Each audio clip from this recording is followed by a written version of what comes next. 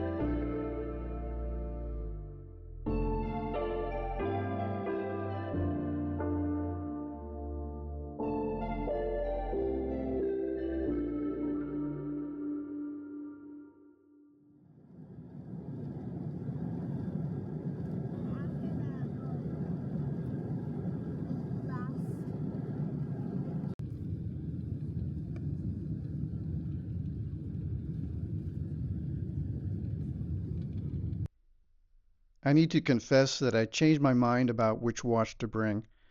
I was about to just bring my Timex for safety reasons, but I didn't want to miss the chance of wearing a beautiful watch to Spain. I'm still taking my travel safely watch, the Timex Expedition Indiglo, but I decided to take things day by day, depending on where I am. I'm wearing long sleeves all the time and keeping my watch covered.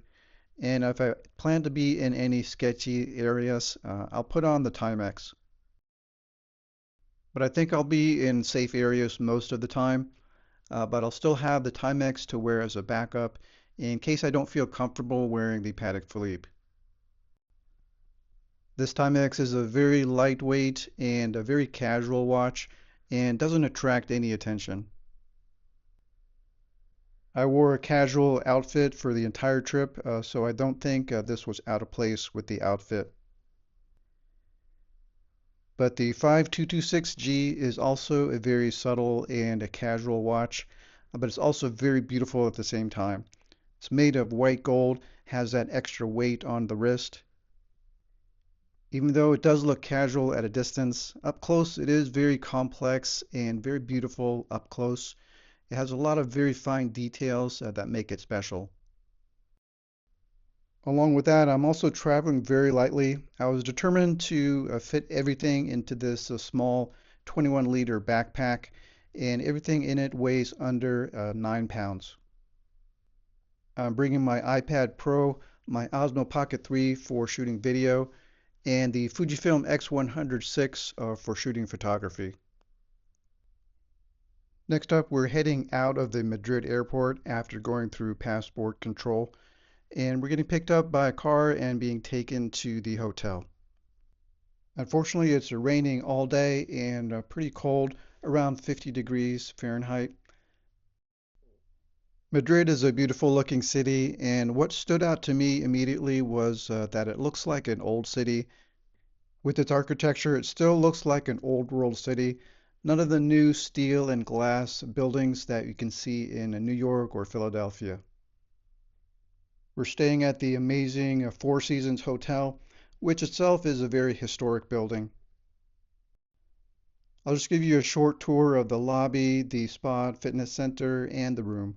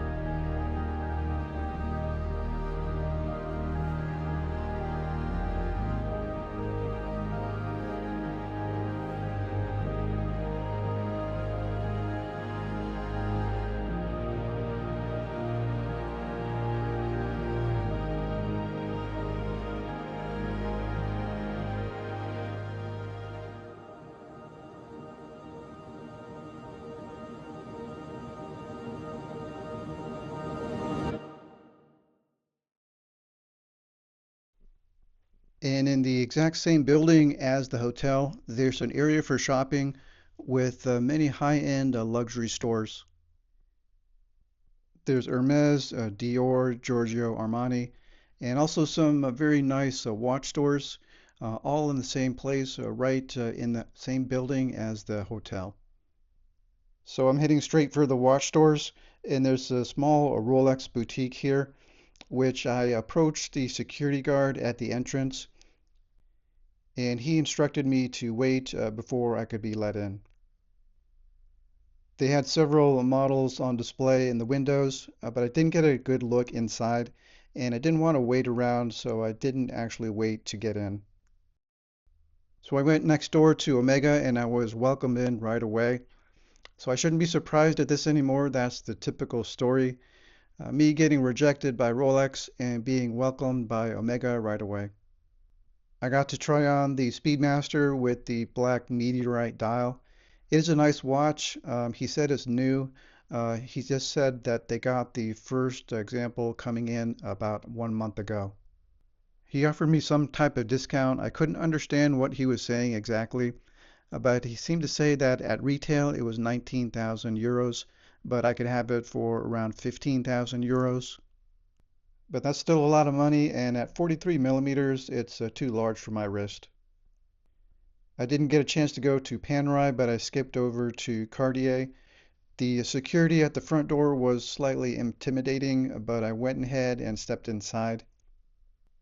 They did allow me to take video, and I found a Cartier Santos in a medium, and it looks like the green dial, and that one looked the best to me. There was also a two-tone Santos in a larger size, but I like that medium size better for my wrist. The green dial is very subtle and looks nice. So even though I didn't wait to get into Rolex, I did come back after about 4 hours, and they let me in right away. There were two sales associates there, besides the security guard, and inside the boutique was actually very, very small. I think maybe only 10 watches on display inside, in addition to the ones displayed in the windows. This root beer GMT Master 2 actually looks very nice in person. I don't think I've actually ever tried this on in person. I didn't bother to ask for anything or try on anything else, but I did overhear them talking to another customer, and they told him that they did actually have a full gold GMT Master 2, which they actually just sold yesterday. But I'm waiting and just curious to see what comes out this year. I'm hoping for a new exciting GMT Master 2, which I can then put on my wish list. The area around the hotel is very nice, a lot of shopping nearby also, but it was rainy and cold most of the day.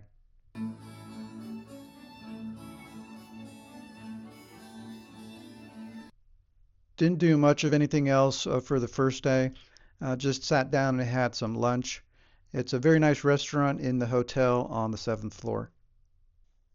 We did a lot of activities later in the week, but this first day I was very jet lagged and I didn't get to sleep at all on the plane.